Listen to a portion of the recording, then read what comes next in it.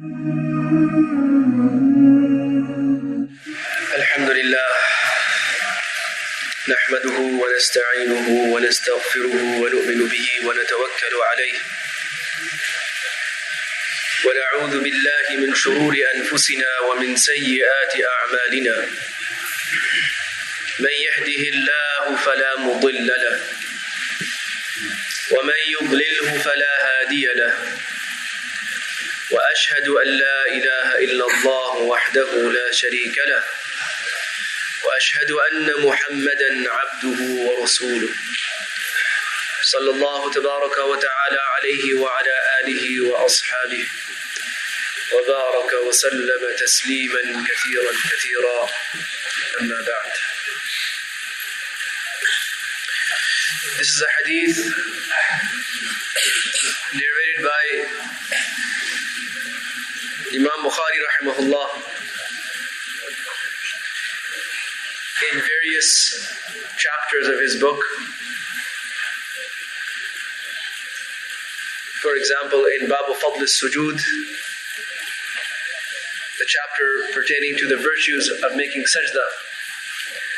He has also quoted it towards the end of his book in Kitab al-Riqaq, in Babu Sifat al-Jannati wal-Nar, in the chapters that pertain to the descriptions of Jannah and Jahannam. And many of the A'immah have quoted this hadith in their books.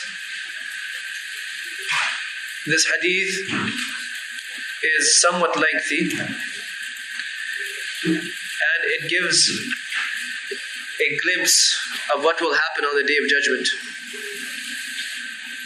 In fact, it sheds light on some very pertinent and important aspects of Qiyama,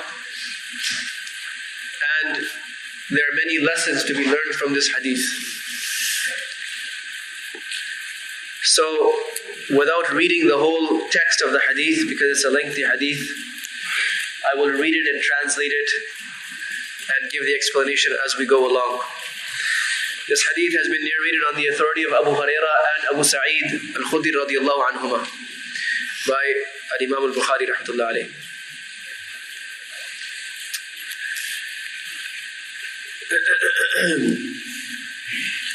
And from Abu Hurairah radiyallahu anhu, two tabi'een, two successors have taken this hadith. One is Sa'id ibn al-Musayyib, Sayyid al-Tabi'een, and the other is Ata ibn Yazid al-Laythi.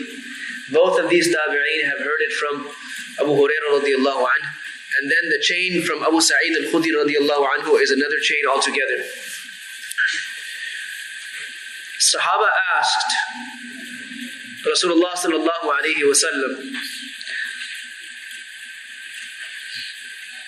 O Prophet of Allah, will we see our Lord on the Day of Judgment?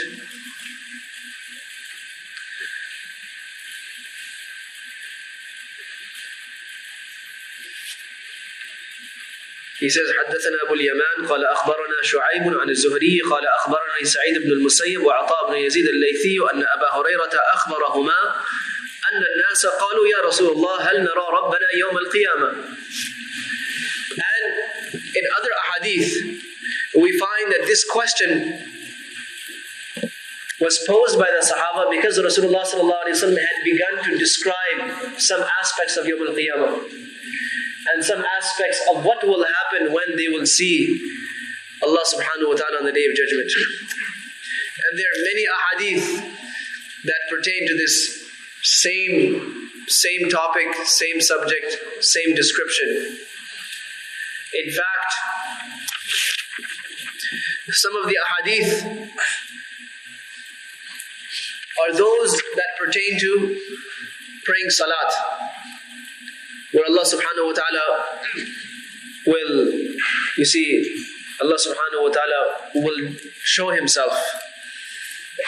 And then at that time, the people will fall into sujood. And those people that will not have prayed in dunya, that would not have prayed in dunya, or those people who are from the munafiqeen, they would not be allowed to fall into sujood at that time.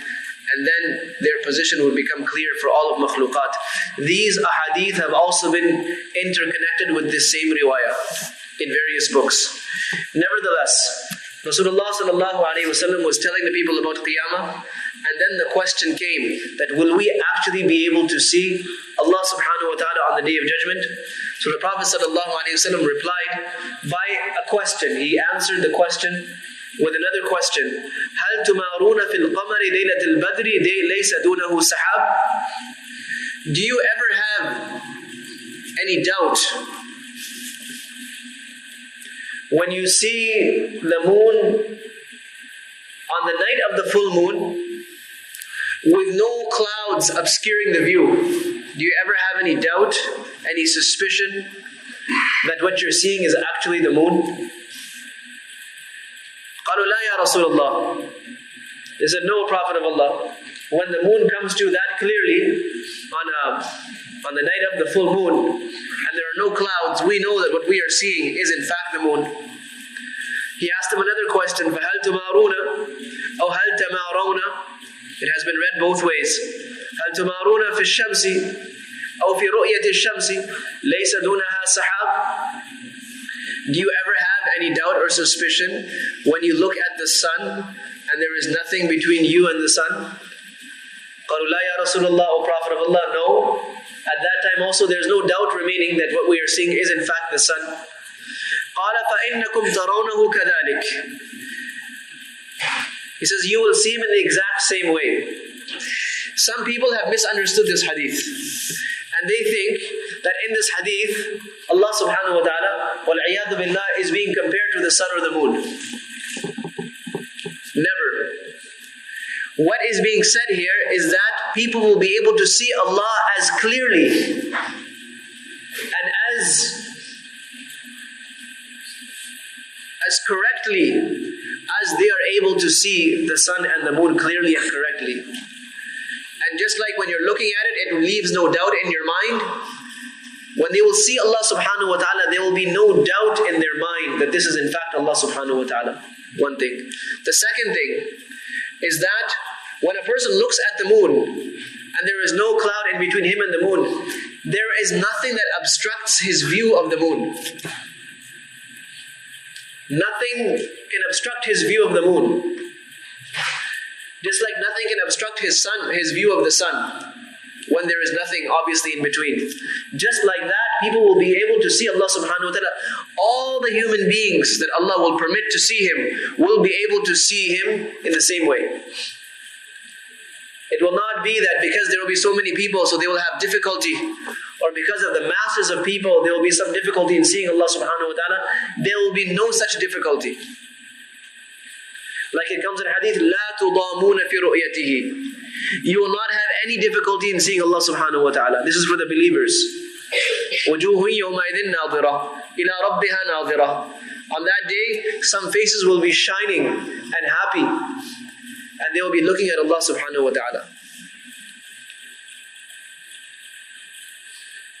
يحشر الناس يوم القيامة فيقول من كان يعبد شيئا فليتبعه. How will this seeing of Allah subhanahu wa ta'ala take place? People will be raised on the Day of Judgment. Without going into all the details of how they will be raised and what they will be experiencing, this hadith is addressing various aspects of Yawm al-Qiyamah, not all the aspects. So it will be announced, مَنْ كَانَ يَعْبُدُ شَيْئًا فَلْيَتَّبِعْهُ. Whoever used to worship something should go after that thing today. Because what will happen is all the idols and all the things that were worshipped, they will be taken and thrown into Jahannam. Anything that was worshipped aside from Allah subhanahu wa ta'ala will be taken and thrown into Jahannam. And Allah subhanahu wa ta'ala will announce that whoever used to worship whatever from these things should go with it into Jahannam. So for those people who worship the sun, or those people who worship idols, they will be taken into Jahannam with their ma'bud. فَمِنْهُمْ مَنْ يَتَّبِعُ الشَّمْسِ وَمِنْهُمْ مَنْ يَتَّبِعُ الْقَمَرِ وَمِنْهُمْ مَنْ يَتَّبِعُ الطَّوَاغِيتِ. So, the people who used to worship the sun, that sun will be taken and and thrown into Jahannam, and with it will be its followers, its worshippers. The moon will be taken and thrown along with its followers, along with all the tawaghit. Tawaghit, this is plural of taghut. It means all of those things that are worshipped aside from Allah subhanahu wa ta'ala. It means people, idols and statues, concepts and ideas, all of those things that were worshipped, leaving Allah subhanahu wa ta'ala, they shall be tossed into Jahannam and their followers will go with them. وَتَبْقَى هَذِهِ الْأُمَّةُ, and this ummah will remain. The believers will remain. فِيهَا مُنَافِقُوهَا, but they will not be sifted just yet. The munafiqeen will be present with them. What will happen is that because the munafiqeen used to say that we worship Allah, and they used to take the shelter of the believers in dunya, they used to blend in with them. So they will say, well, today also we'll just blend in with them. These are those people who used to say they worship Allah when in fact they worship someone else. This is the nifaq of kufr. This is not the nifaq in which there is a disparity between the person's zahir and batin. This is not that nifaq. That is called nifaqul amal. That is another kind of nifaq. We are talking about the nifaq of kufr. So, people that used to show that they follow Rasulullah when in fact they have no importance for him in their hearts. Those kinds of people. So these people will be blending in with the believers. So Allah subhanahu wa ta'ala is going to sort these people out. How will they be sorted? Now this part of the hadith is very, very sensitive. You have to pay very close attention. فَيَأْتِيهِمُ اللَّهُ فَيَقُولُ أَنَا رَبُّكُمْ فيقولون هذا مكاننا حتى يأتينا ربنا فإذا جاء ربنا عرفناه. The wording of the hadith says that Allah subhanahu wa ta'ala will come to them. And then these people, these believers, will say, no, we are not going to go after you. We're not going to follow you. We're going to stay where we are until our Rabb comes. What's going to happen is that for those people who did not recognize Allah subhanahu wa ta'ala as He was, as He is, for those people a picture will be brought to them. And that picture, that image that will be brought to them will be in the shape of what people used to think of Allah to be like. People who used to compare Him to makhluq. People who used to compare Allah subhanahu wa ta'ala to things that are created. Or limit Allah subhanahu wa ta'ala to the things by which makhluqat are limited. That same picture will be brought to them. And this is where the Muslims, the true believers, will be separated from the people of weak or no iman. The people that had no iman, for example the munafiqeen, they will not be able to discern whether this is Allah or not. Because they were blind. وَمَنْ كَانَ فِي هَذِهِ أَعْمَى فَهُوَ فِي الْآخِرَةِ أَعْمَى وَأَضَلُّ سَبِيلًا. A person who is blind in this dunya, he's going to be more blind. He's going to be blind in akhirah and he's going to be more lost than he was in this dunya. So those people will not be able to recognize, is this Allah or not? They will not know. That is why it is so crucial that a mu'min gain the recognition of Allah through the sifat of Allah subhanahu wa ta'ala as Allah has described, as Rasulullah sallallahu alaihi wasallam has described. It is necessary to gain that ma'rifah in this dunya. Otherwise, in the day of judgment, these people will not be able to recognize if this is Allah or not. And that will be the biggest source of regret on that day. And Ibn Hajar al-Asqalani and all the other shurrah they've mentioned, Qurtubi and Qadi Iyad, they've mentioned that this is the final test of Iman. This is the last and final test of Iman that will take place before the final decisions of Jannah and Jahannam are passed. And it will be a very, very delicate time. So this is something to think about. Do I really know Allah subhanahu wa ta'ala as He is, or do I have my own concept in my mind? And what is that concept based on? And there are some people who attribute qualities of makhluqat to Allah subhanahu wa ta'ala. These people need to be very careful, because what's going to happen is that picture, that shape that will appear to them, it will have some qualities of makhluqat. And now the shurrah, the commentators, have given many explanations. They say it could be an angel that Allah subhanahu wa ta'ala will send to test the people. It could be another shape that Allah subhanahu wa ta'ala will send. It could be something that Allah subhanahu wa ta'ala will show them. But the believers will recognize right away that this is not Allah subhanahu wa ta'ala. They'll say, no, we're not following you. We're going to stay right here until we see the Lord that we recognized. هذا مكاننا حتى يأتينا ربنا فإذا جاء ربنا عرفناه.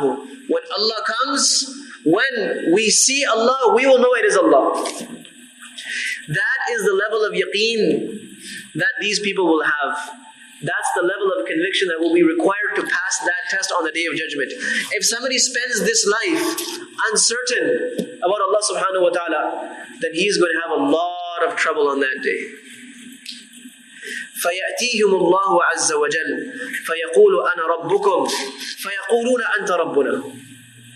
And then Allah subhanahu wa ta'ala will show Himself in all His glory, in all His might, in all His power. And the believers will say, you are Allah subhanahu wa ta'ala.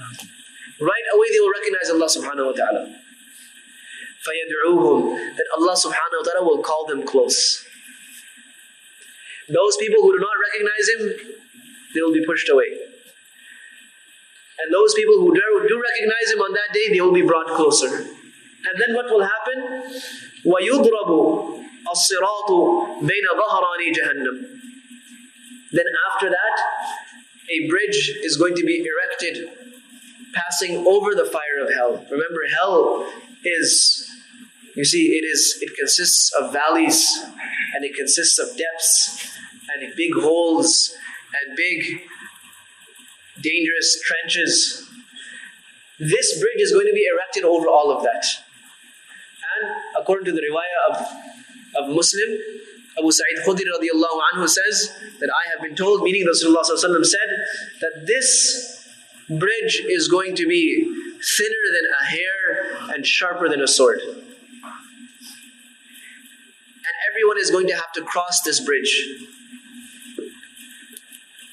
So, Nabi sallallahu alayhi wa sallam says, فَأَكُونُ أَوَّلَ مَنْ يَجُوزُ أَوْ مَنْ يُجِيزُ مِنَ الرُّسُلِ بِأُمَّتِهِ وَلَا يَتَكَلَّمُ يَوْمَئِذٍ أَحَدٌ إِلَّا الرُّسُلِ وَكَلَامُ الرُّسُلِ يَوْمَئِذٍ اللَّهُمَّ سَلِّمْ سَلِّمْ.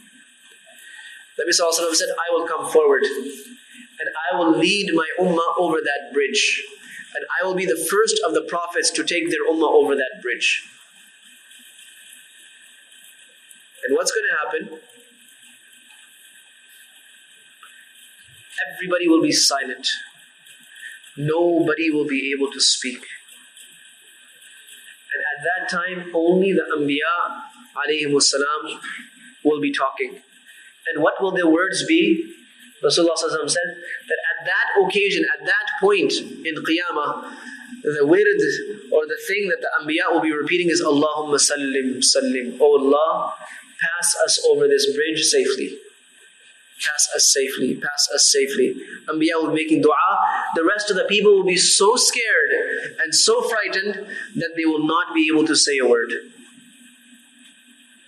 وَفِي جَهَنَّمَ كَلَالِيبُ مِثْلُ شَوْكِ السَّعْدَانِ هل رأيتم شوك السعدان؟ قالوا نعم.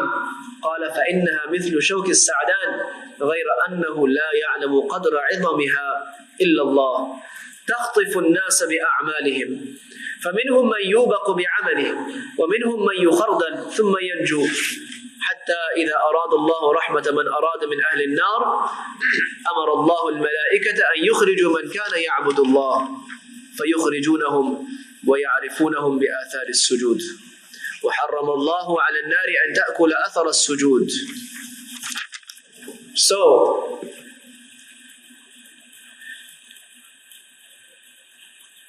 this is the bridge as thin and dangerous as it is. And then on top of that, to make it even more difficult, there are going to be hooks and spikes coming out from underneath it. Spikes. And Nabi Sallallahu Alaihi Wasallam, to explain to the Sahaba what the spikes will be like, he said they're going to be like shawkus sa'adan, like the thorns of the sa'adan plant. Now this is a plant that grew commonly in that desert area. It had long, thin thorns. So because they were so long and thin, anybody who passes by those plants, it was almost virtually impossible to avoid getting pricked by these thorns. Long, thin, and dangerous, and very difficult to avoid.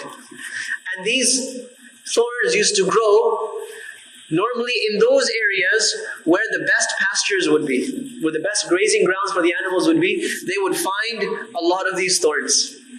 So it would be a very difficult situation of trying to graze and trying to, avoid getting pricked. He said that they will be like the shawkus sa'adan, but their size and their dangerousness is known only to Allah subhanahu wa ta'ala. And it's mentioned in some ahadith that there will be angels holding these spikes, standing on both sides of this bridge, holding these, these hooks and these thorns, and they will be spiking people. They'll be hitting people, poking them based on their a'mal.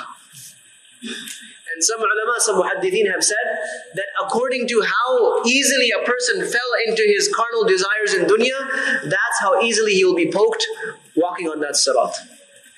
And the more a person resisted his urges and desires and remained steadfast, that is how easily he will be able to pass that and cross that path.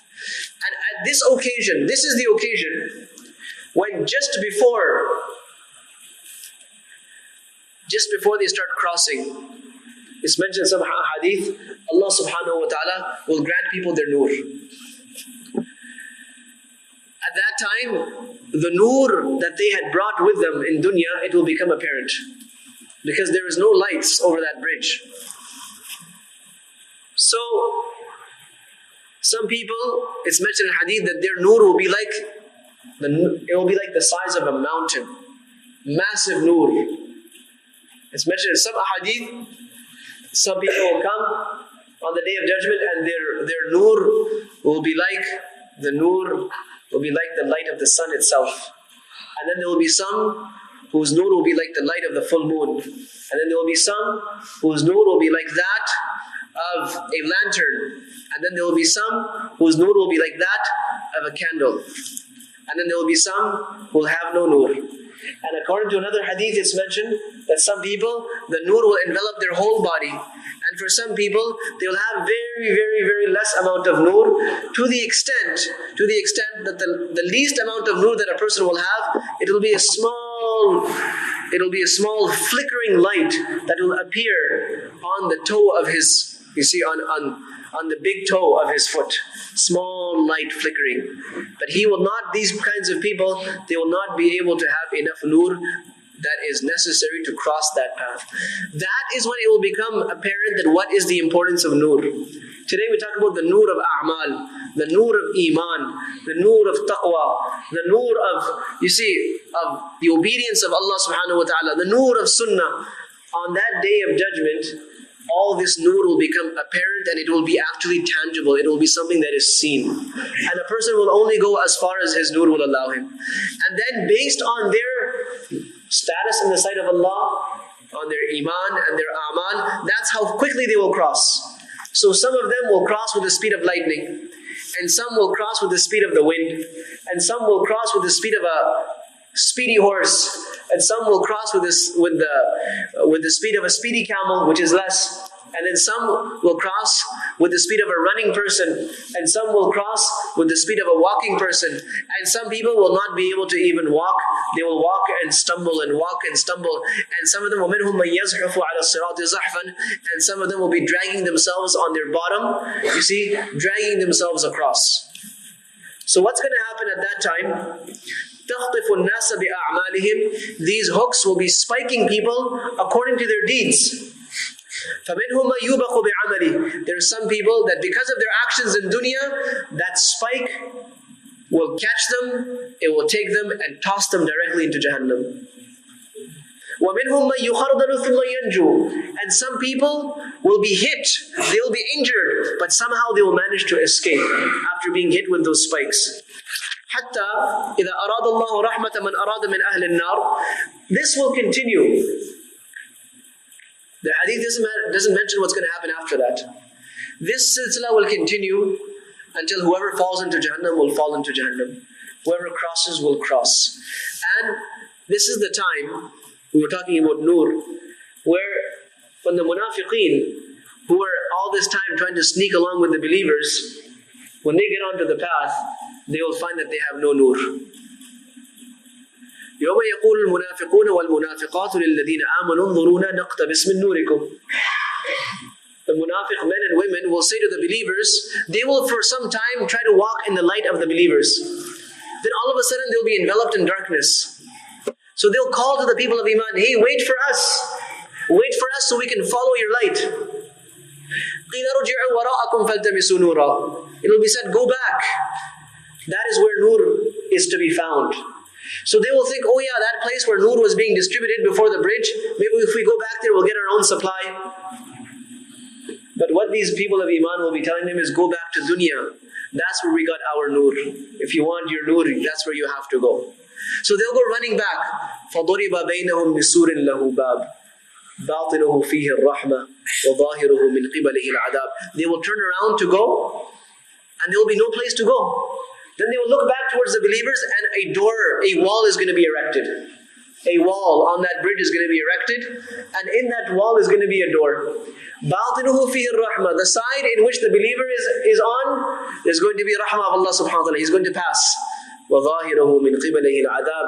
And the side that the munafiq is standing on, that is a side of punishment. He will be taken and he'll be thrown into Jahannam. May Allah save us all. After all of this happens, people have fallen into their abodes of Jannah or Jahannam. Then Allah subhanahu wa ta'ala is going to order the malaika to go, these believers, these Muslims who have fallen into Jahannam, go and fetch them. Go and fetch those people who used to worship Allah subhanahu wa ta'ala. And there are many phases that are going to happen before this takes place. The shafa'ah of Rasulullah sallallahu alayhi wa sallam, the shafa'ah of the other anbiya alayhi salam, the shafa'ah of the other believers, the shafa'ah of the malaika, all of these things will take place. And Allah subhanahu wa ta'ala will order Nabi sallallahu alayhi wa sallam that go, fetch whoever you can, who had even a little bit of iman. So Nabi sallallahu alayhi wa sallam will go and look for his ummatis and take them out. And Allah will say, no, go back, there are some more. Again, he will go back and then take out some more people. And he said, oh Allah, I took out whoever I can find. Allah subhanahu wa ta'ala will say, no, go back, there are still some more. Then again, he will find more people and go back. And this is after everything is said and done. And then Allah subhanahu wa ta'ala will say, شَفَعَتِ الْمَلَائِكَةِ وَشَفَعَ النَّبِيُّونَ وَشَفَعَ الْمُؤْمِنُونَ. Everyone has tried their best now. The malaika, they've interceded. Prophets have interceded. Believers have interceded. فَلَمْ يَبْقَ إِلَّا أَرْحَمُ الرَّاحِمِينَ. And now, only Arhamur Rahimin remains to do his job. At that time, Allah subhanahu wa ta'ala is going to order the angels that go and take these people out. And according to one hadith, when is that going to happen? It's going to happen when people, believers who will be thrown into Jahannam because of their bad a'mal, they'll be taunted by the kuffar. They'll say, weren't you Muslims?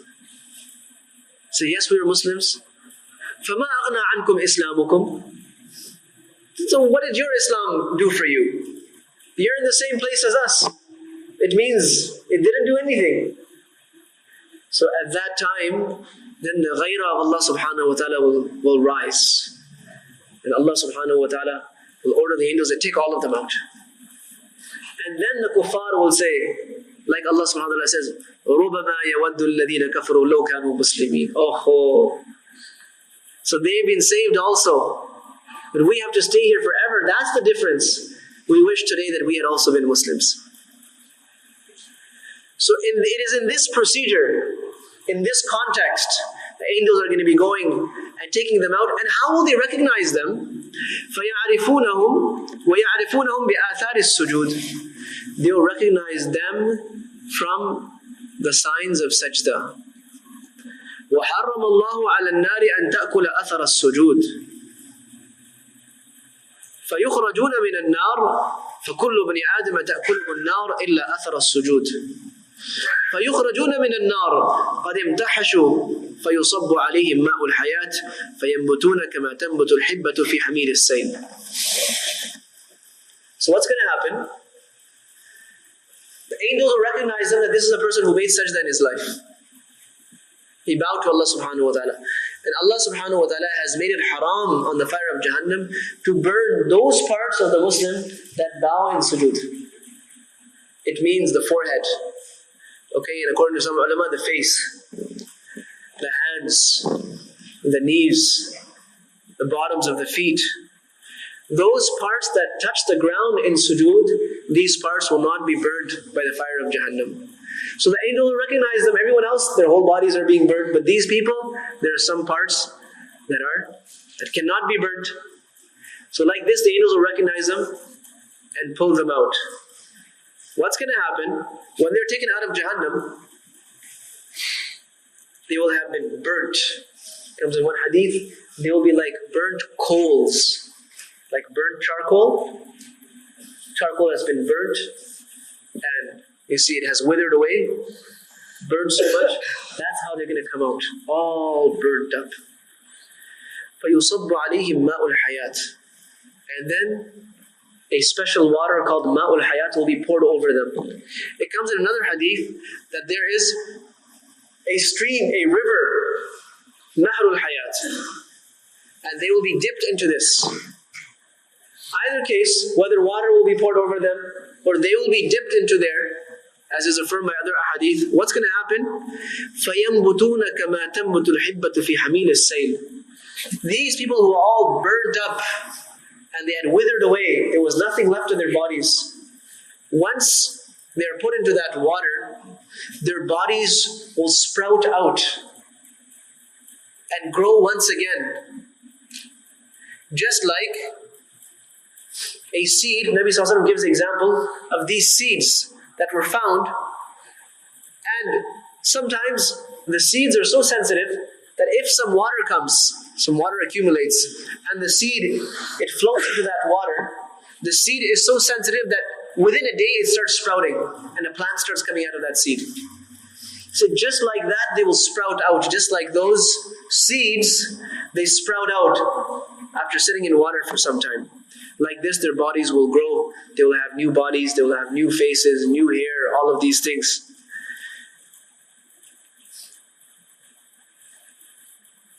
ثُمَّ يَفْرُغُ اللَّهُ مِنَ الْقَضَاءِ بَيْنَ الْعِبَادِ.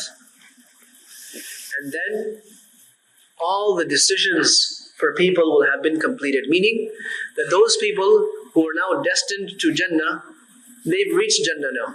Even if they've had to go via Jahannam, they're now in Jannah. And those people that were destined to be in Jahannam, now they're staying. So everything is finalized now. Only one person is left. So, وَيَبْقَى رَجُلٌ بَيْنَ الْجَنَّةِ وَالنَّارِ وَهُوَ آخِرُ أَهْلِ النَّارِ دُخُولًا الْجَنَّةِ مُقْبِلًا لِوَجْهِهِ قِبَلَ النَّارِ. One person is left. He is the last person to come out of Jahannam. So it means he is the one that, from the believers, he displeased Allah the most. He is one that has had to suffer the most in Jahannam. He's had to go through the most pain and the most infliction. He will be taken out. And he will be taken out in such a way that he will still be facing Jahannam. He will be close to Jahannam. He will not be able to look towards Jannah. He's just taken out and his face is still towards the fire of Jahannam. So he will start making dua to Allah subhanahu wa ta'ala. فيقول يا رب اصرف وجهي عن النار فقد قشبني ريحها وأحرقني ذكاؤها. He will say, oh Allah, at least just turn my face away from this fire, because the smell of it is poisoning me. The air that is coming from it is poisoning me, and the heat is burning me. Oh Allah, at least can you turn my face away from Jahannam? He's out now, but he's still there close by. He's begging Allah, oh Allah, just turn my face away so that the fire stops heating me and burning my face. So Allah subhanahu wa ta'ala will say, فَيَقُولُ هَلْ عَسَيْتَ إِنْ فُعِلَ ذَلِكَ بِكَ أَنْ تَسْأَلَ غَيْرَ ذَلِكَ فَيَقُولُ لَا وَعِزَّتِكَ فيعطي الله عز وجل ما يشاء من عهد وميثاق فيصرف الله وجهه عن النار فإذا أقبل به على الجنة رأى بهجتها سكت ما شاء الله أن يسكت ثم قال. So Allah subhanahu wa ta'ala is going to say, well, you want me to turn your face away, but tell me something. If I do this for you, you're not going to ask me anything else, are you? So he's going to promise Allah, I swear by your glory, I swear by your honor, Allah, I will never ask you anything again. Just please turn my face away. So Allah subhanahu wa ta'ala is going to turn his face away from Jahannam and face him towards Jannah so he can see it. Then he's going to stay silent for some time. And after a long time, he's going to say, ثم قال يا رب قدمني عند باب الجنة. فيقول الله له أليس قد أعطيت العهود والميثاق ألا تسأل غير الذي كنت سألت؟ فيقول يا رب لا أكون أشقى خلقك. فيقول فما عسيت إن أعطيت ذلك ألا تسأل غيره؟ فيقول لا وعزتك لا أسألك غيره أو لا أسألك غير ذلك. فيعطي ربه ما شاء من عهد وميثاق فيقدمه إلى باب الجنة. When he sees Jannah, he's going to say, oh Allah, you have allowed me to see it, so can I at least go a little close to it? So Allah subhanahu wa ta'ala will say, what? You just promised me you're never going to ask me anything again. And you gave me all of these guarantees. You gave me all of these guarantees that you will never ask anything ever again. All these promises and oaths. He said, oh Allah, don't make me the most deprived of your makhluk. Oh Allah, I don't want to be the most wretched one of all of them. At least let me be close to it if I cannot be in it. So Allah's going to say, yeah, but if I give you that, then what if you ask something else? So he said, no, I cannot do that. But even that is more than I could ever ask. I will never ask you anything ever again. And then he's going to start giving Allah his guarantee. What guarantees does he have? He's going to start giving Allah all the guarantees that he can possibly come up with. I promise you this. I will never say anything ever again. So the whole contract is going to be completed. So Allah subhanahu wa ta'ala is going to take him just close to Jannah. فإذا بلغ بابها ورأى زهرتها وما فيها من النضرة والسرور سكت ما شاء الله أن يسكت فيقول يا ربي أدخلني الجنة. فيقول الله عز وجل ويحك يا ابن آدم وما أغدرك أليس قد أعطيت العهد والميثاق ألا تسأل غير الذي أعطيت. فيقول يا رب لا تجعلني أشقى خلقك. فيضحك الله منه ثم يأذن له في دخول الجنة. After some time, now he's close to Jannah. And now he's actually able to see the ni'mas of Jannah. He is able to see the beauty of Jannah. And he is able to see the happiness and the joy of the people of Jannah. He's observing it. So he's going to stay quiet because he's given so many promises. But after some time, he will not be able to hold himself back. He will say, oh Allah, why don't you just enter me into Jannah? Allah subhanahu wa ta'ala will say, وَيْحَكَ يَا ابْنَ آدَمَ وَمَا أَغْدَرَكَ.